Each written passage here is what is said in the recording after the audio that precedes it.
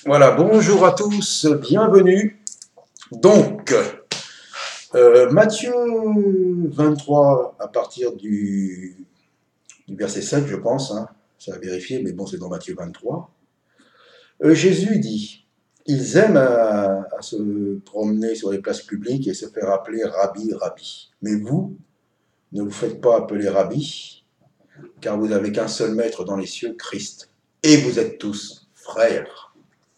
Ils aiment à se faire appeler Rabbi, Rabbi. À notre époque, nous voyons beaucoup, et puis beaucoup sur YouTube, aiment se faire appeler pasteur, aiment se faire appeler apôtre, prophète, bishop, archibishop, révérend aussi, il y a des révérends aussi. Vous voyez, c'est terrible, ils aiment se faire appeler. Ils aiment se faire appeler pasteur. Et puis beaucoup aiment les appeler, ah mon pasteur, pasteur. Qu'est-ce que nous dit Jésus? Vous êtes tous frères. Vous n'avez qu'un seul maître qui est dans les cieux et c'est Christ. Vous voyez, c'est terrible à notre époque. Donc voilà, c'est pour ça, moi, j'ai connu ça.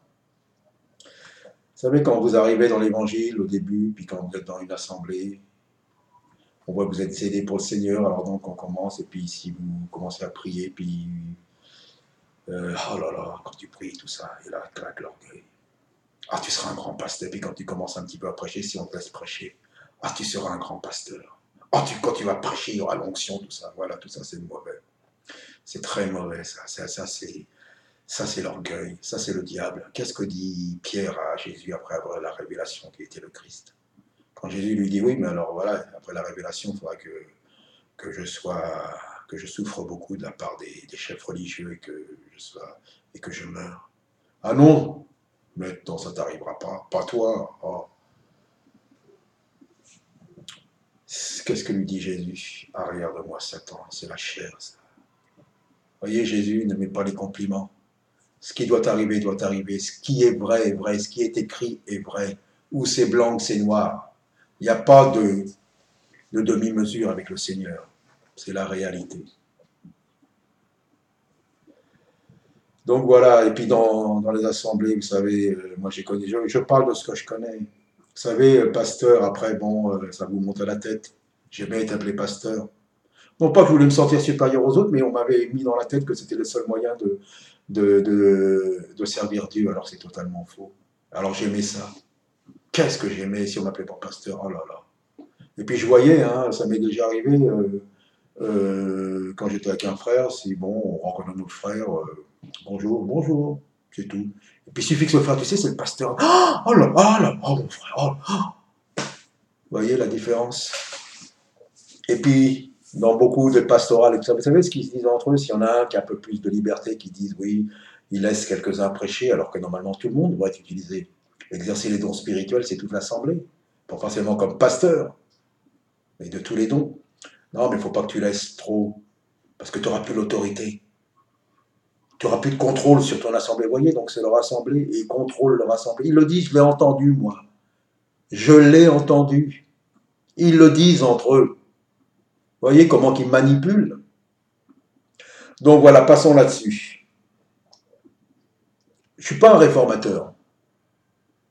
Je ne cherche pas à marquer l'histoire non plus. Il y en a, je sais, ils essayent de dire oui, il faut marquer notre temps, tout ça. Moi, ça ne m'intéresse pas, moi, je m'en moque carrément. Vous savez, il y en a un qui a marqué son temps, c'est Jésus-Christ. Vous savez, dans les écoles, ils ne veulent pas de lui. Et malheureusement, quand ils font leurs cours, surtout leurs cours d'histoire, ils sont obligés de dire avant Jésus-Christ et après Jésus-Christ. Vous voyez comment il a marqué l'histoire? On ne peut pas rivaliser avec lui. 2000 ans après, avant Jésus-Christ, après Jésus-Christ. Alors en voilà un, s'il n'est pas réel, mes amis, celui-là que j'aime prêcher, que j'aime le reconnaître comme le chef suprême de l'Église. S'il y en a un qui a marqué l'histoire, c'est bien lui. On est des rigolos, nous.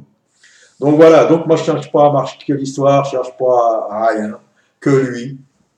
Voilà, donc j'ai fait cette vidéo à visage découvert. Pourquoi? Parce que j'ai fait beaucoup de vidéos, je ne veux pas qu'on montre. J'avais fait une chaîne avant, je l'ai virée. Alors certains pensent, certains témoins de Jéhovah, là, il y en a deux, ils pensent que parce que J'ai eu peur, c'est bon, j'ai eu peur, ça ne m'intéressait plus. La preuve, j'ai peur de quoi? Je suis dans les rues, il n'y a pas de problème, hein, vous pouvez me voir. Donc voilà, bon, passons là-dessus. Donc je montre, et oui, c'est moi qui j'ai fait des vidéos comme tant d'autres. J'ai dénoncé parce que je dénonce l'évangile de prospérité. Ça, je dénonce l'affirmation de soi. Je crois en la foi. Il faut avoir la foi. C'est par la foi qu'on est sauvé. Il faut croire à Jésus-Christ. Il faut croire à l'évangile. Mais toutes ces choses-là, c'est faux. C'est l'affirmation du moi. Donc je dis bien, je n'attaque pas les hommes, mais ce qu'ils disent et ce qu'ils prêchent. Donc on peut m'attaquer, hein. Il n'y a pas de problème. Ouais, je m'en moque. Je n'attaque pas les hommes, ce qu'ils prêchent. Top chrétien, c'est de l'animation, c'est du monde. C'est un mélange du monde. Vous avez vu les vidéos. Enseignement.com, alors là, c'est même pas la peine d'en parler. Là, il y a vraiment des ouistiti là-dessus que vraiment, c'est terrible. La prospérité à fond, bon, passons. Joss Meyer, oui, Joss Meyer, c'est quoi? C'est l'affirmation du moi. C'est recouvert de l'évangile, mais ce n'est pas l'évangile. C'est un mélange qui doit réussir de se. Non, non, non, c'est pas le. Ivan Castagnou, pareil. Je n'attaque pas M. Castagnou, ni Mme Joss Meyer. Je ne les connais pas. Mais leur évangile, c'est pas l'évangile. C'est pas. De toute façon, leur évangile, c'est un faux évangile, c'est pas l'évangile. C'est du New Age. Il y a beaucoup de franc-maçonnerie, mais tout en bas. Alors, je ne dis pas après, mais il y a des trucs. C'est pas ça. Bénigne, alors là, ça ne peut pas être d'en parler. La superstar de l'évangile. Le businessman. Le banquier de l'évangile. Je le déclare, hein, voilà. Comment dire, la star. Mais c'est pas l'évangile. Inoptiser les gens. Comparez, il y en a un là qui va venir, un inoptiseur après, là, lui, il dit bien. Donc allez pas dépenser vos sous, allez le voir, hein, mais s'ils font des reportages sur lui et tout, vous voyez, non, c'est le même système, quoi. Alors donc j'attaque pas les hommes sur ce qu'ils sont, nous sommes tous des créatures, nous sommes tous des pécheurs, mais un chat est un chat, un cheval c'est pas un lion, un chien c'est pas un coq, et ainsi de suite. Donc on le voit. Donc voilà, et à ceux qui défendent ce ministère, bah défendez-les. Défendez-les, mais moi je vous dis c'est faux. Voilà, je ne peux rien vous dire de plus.